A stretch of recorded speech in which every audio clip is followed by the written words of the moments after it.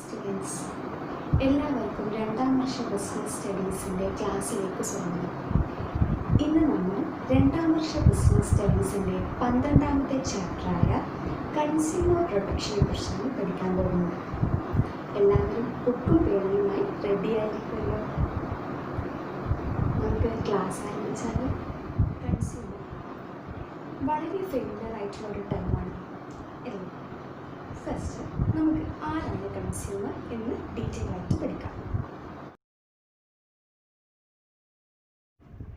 Consumer means any person who buys any goods for a consideration which has been paid or promised, or partly paid and partly promised, or under a system of deferred payment. Hires any services for a consideration which has been paid or promised, or partly paid and partly promised, or under a system of deferred payment.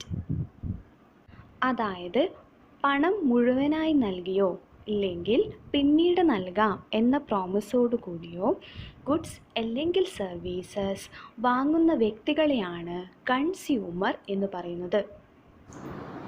Consumer ആരാണെന്ന് മനസ്സിലായല്ലോ അല്ലേ? നമ്മളെല്ലാവരും കൺസ്യൂമേഴ്സാണ്. ഇനി ഒരു ബിസിനസ്സിൻ്റെ പ്രധാനപ്പെട്ട ലക്ഷ്യം എന്താണ്? അതെ, profit maximisation.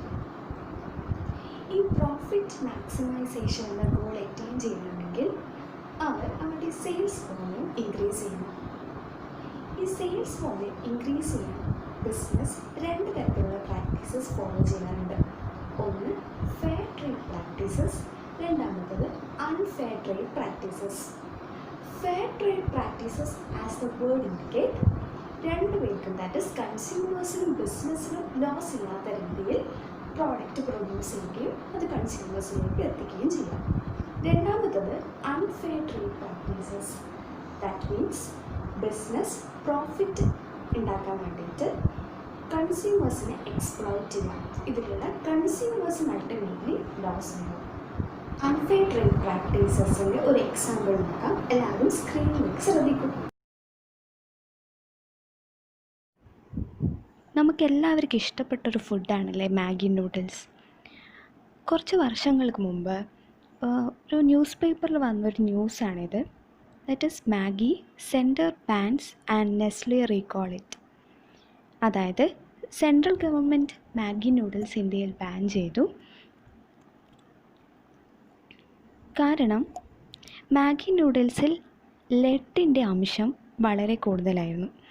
Lead is a harmful chemical which can cause various diseases such as anemia, abdominal pain, heart diseases, etc.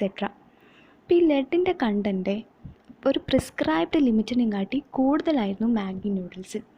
So it was banned in India. This is an example of unfair trade practices. Unfair trade practices includes adulteration of consumer goods. ഇപ്പോൾ നമ്മൾ discuss ചെയ്ത മാഗിൻ്റെ case പോലെ പല മായങ്ങളും പ്രോഡക്റ്റിൽ ചേർക്കുക, അതിനെയാണ് adulteration of consumer goods എന്ന് പറയുന്നത്.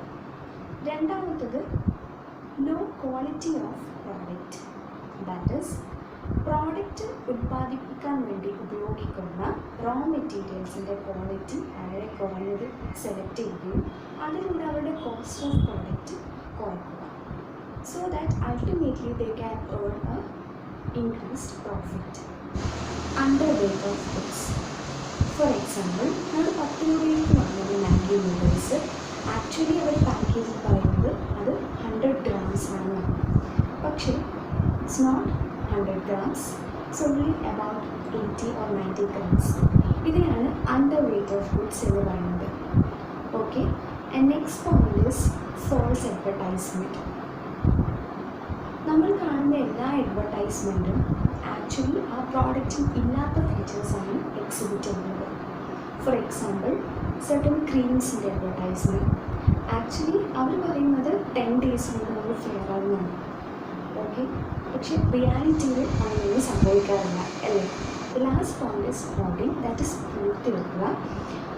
ആ ഒരു പ്രോഡക്റ്റിൻ്റെ ഡിമാൻഡ് ഇൻക്രീസ് ചെയ്യാൻ വേണ്ടിയിട്ട് സപ്ലൈ കുറക്കും. അപ്പോൾ സപ്ലൈ കുറയുന്ന സമയത്ത് ഈ പ്രോഡക്റ്റ് അൺഅവൈലബിൾ ആകുമ്പോൾ നാച്ചുറലി നമുക്ക് ഡിമാൻഡ് കൂടും. സോ ഡിമാൻഡ് ഇൻക്രീസ് ചെയ്യുമ്പോൾ ആ പ്രോഡക്റ്റിൻ്റെ പ്രൈസ് ഇൻക്രീസ് ചെയ്യും. ഈ പ്രൈസ് ഇൻക്രീസ് ചെയ്യുന്ന സമയത്ത് ബിസിനസ് എന്ത് ചെയ്യും? ആ പ്രോഡക്റ്റ് മാർക്കറ്റിലേക്ക് സപ്ലൈ ചെയ്യും. സോ അവർ ഹയർ റേറ്റിൽ ഈ പ്രോഡക്റ്റ് സെൽ ചെയ്യാൻ പറ്റും. ഇതുപോലുള്ള ഒരുപാട് അൺഫെയർ ട്രേഡ് പ്രാക്ടീസസ് നമ്മുടെ മാർക്കറ്റിൽ നടക്കുന്നുണ്ട് അല്ലേ? അറ്റ് ലാസ്റ്റ് ഇതിൻ്റെയൊക്കെ ലോസ് ബെയർ ചെയ്യുന്നത് കൺസ്യൂമേഴ്സാണ്. So that consumer should be protected. Consumer protection is a wide agenda. It not only includes educating the consumers about their rights and responsibilities, but also providing the grievance settled. Why we need consumer protection, or the importance of consumer protection can be discussed in two points of view. First is consumer point of view and second is business point of view. Consumer point of view നോക്കുകയാണെങ്കിൽ the first point is consumer ignorance. That is, majority of the consumers are not aware of their rights and responsibilities. So, adequate education has to be given to these consumers. Next point is unorganized consumers.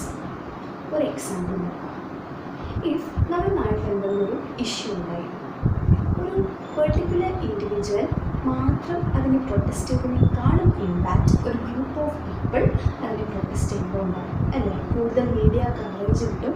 അതുപോലെ തന്നെ government അതിന് പെട്ടെന്ന് ഇൻ്റർവെൻസ് ചെയ്യുകയും ചെയ്യും. Okay, ഈ same കേസിൽ കൺസ്യൂമേഴ്സിന് അവരുടെ rights violate ചെയ്യുന്നതും ഉള്ളൊരു സിറ്റുവേഷൻ ഉണ്ടാകുമ്പോൾ ഒരു പെർട്ടിക്കുലർ കൺസ്യൂമർ മാത്രം അതിനെതിരെ പ്രൊട്ടസ്റ്റ് ചെയ്തതിനേക്കാളും ഒരു ഗ്രൂപ്പ് ഓഫ് പീപ്പിൾ അല്ലെങ്കിൽ അവരുടെ ഒരു സംഘടന ഉണ്ടാക്കുക എന്നത് ഇമ്പോർട്ടൻ്റ് ആണ് അല്ലേ? The last point is wide spread of consumer exploitation. Already നമ്മൾ കൺസ്യൂമേഴ്സിന് ബിസിനസ് എങ്ങനെയൊക്കെയാണ് എക്സ്പ്ലോയിറ്റ് ചെയ്യുന്നതെന്ന് പഠിച്ചിട്ടുണ്ട്. That is alteration of consumer goods, hoarding, etcetera etcetera. So ഇത്തരം എക്സ്പ്ലോയിറ്റേഷൻസിൽ നിന്ന് കൺസ്യൂമേഴ്സിനെ പ്രൊട്ടക്റ്റ് ചെയ്യേണ്ടതുണ്ട്. ഓക്കെ, ഇനി നമുക്ക് ബിസിനസ് പോയിന്റ് ഓഫ് വ്യൂവിൽ കൺസ്യൂമർ പ്രൊട്ടക്ഷൻ്റെ ഇമ്പോർട്ടൻസ് നോക്കാം. The first point is the long term interest of the business. That is, ഒരു ബിസിനസ്സിന് ഒരു ലോങ് ടേം എക്സിസ്റ്റൻസ് ആണ് എയിം ചെയ്യുന്നതെങ്കിൽ അവിടെ സാറ്റിസ്ഫൈഡ് ആയിട്ടുള്ള കൺസ്യൂമേഴ്സ് ഉണ്ടാകും. അതായത് ഇപ്പോൾ ഒരു കൺസ്യൂമർ ആ ബിസിനസ്സിൻ്റെ പ്രോഡക്റ്റിൽ സാറ്റിസ്ഫൈഡ് ആണെങ്കിൽ അത് നെക്സ്റ്റ് കൺസ്യൂമേഴ്സ് അല്ലെങ്കിൽ അവരുടെ ഫ്രണ്ട്സ്, റിലേറ്റീവ്സിന് ആ പ്രോഡക്റ്റ് റെക്കമെൻഡ് ചെയ്യും. നമ്മളായാലും ചെയ്യാറുണ്ട് അല്ലേ? നമുക്കൊരു പ്രോഡക്റ്റ് നമുക്ക് വളരെ ഹെൽപ്ഫുൾ ആണെങ്കിൽ, ബെനിഫിഷ്യൽ ആണെങ്കിൽ നമ്മൾ എന്ത് ചെയ്യും? ആ പ്രോഡക്റ്റ് നമ്മുടെ ഫ്രണ്ട്സിന് അല്ലെങ്കിൽ റിലേറ്റീവ്സിന് റെക്കമെൻഡ് ചെയ്യും. ഇങ്ങനെ റെക്കമെൻഡ് ചെയ്യുന്ന സമയത്ത് ആ ബിസിനസ്സിന് കൂടുതൽ കൺസ്യൂമേഴ്സിന് കിട്ടുകയും അവർക്ക് അവരുടെ സെയിൽസ് ഇൻക്രീസ് ചെയ്യാനും പറ്റും. സോ സെയിൽസ് ഇൻക്രീസ് ചെയ്യുമ്പോൾ ഒരു ലോങ് ടേം പ്രോഫിറ്റബിലിറ്റിയും കൺസ്യൂമേഴ്സിന് ഏൺ ചെയ്യാൻ പറ്റും. So next point, business use societies resources. Business അവർക്ക് ലാഭം ഉണ്ടാക്കാൻ വേണ്ടി എവിടെയാണ് പ്രവർത്തിക്കുന്നത്? നമ്മുടെ സൊസൈറ്റിയിൽ തന്നെ അല്ലേ? നമ്മുടെ ഈ സൊസൈറ്റിയിലെ റിസോഴ്സസ് തന്നെയാണ് ബിസിനസ് അവരുടെ പ്രോഡക്റ്റ് ഉണ്ടാക്കാൻ വേണ്ടി യൂസ് ചെയ്യുന്നത്. So business should protect the interests of the society. Next point is social responsibilities. Business has social responsibilities towards various interested parties such as media, government, etc. അതുപോലെ അതിൻ്റെ important പാർട്ടാണ് കസ്റ്റമേഴ്സിനോട്. കാരണം business ലാഭം ഉണ്ടാക്കുന്നത് കസ്റ്റമേഴ്സിന് തന്നെ പ്രോഡക്റ്റ് സെൽ ചെയ്തിട്ടാണ്. So നമ്മുടെ കസ്റ്റമേഴ്സിൻ്റെ ഇൻട്രസ്റ്റ് ബിസിനസ് പ്രൊട്ടക്റ്റ് ചെയ്യണം. The fourth point is moral justification. കൺസ്യൂമറിൻ്റെ ഇൻട്രസ്റ്റ് പ്രൊട്ടക്റ്റ് ചെയ്യുക എന്നുള്ളത് ബിസിനസ്സിൻ്റെ കടമയാണ്.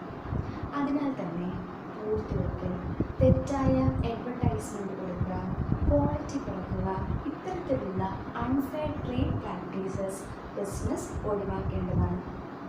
The last point is government intervention.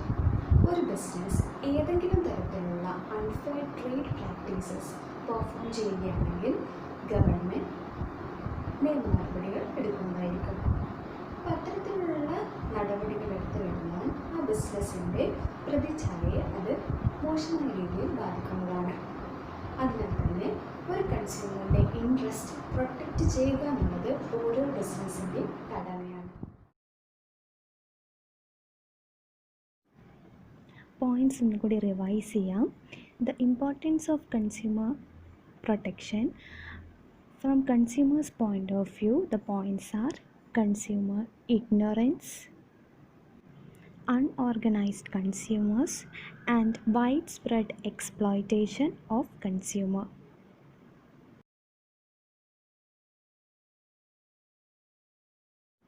From business point of view, the points are long-term interest of the business uses society's resources, social responsibility, moral justification, and government intervention. Consumer protection എന്നാണ് അതിൻ്റെ need അല്ലെങ്കിൽ importance എന്തൊക്കെയാണല്ലോ മനസ്സിലായല്ലോ അല്ലേ? Okay.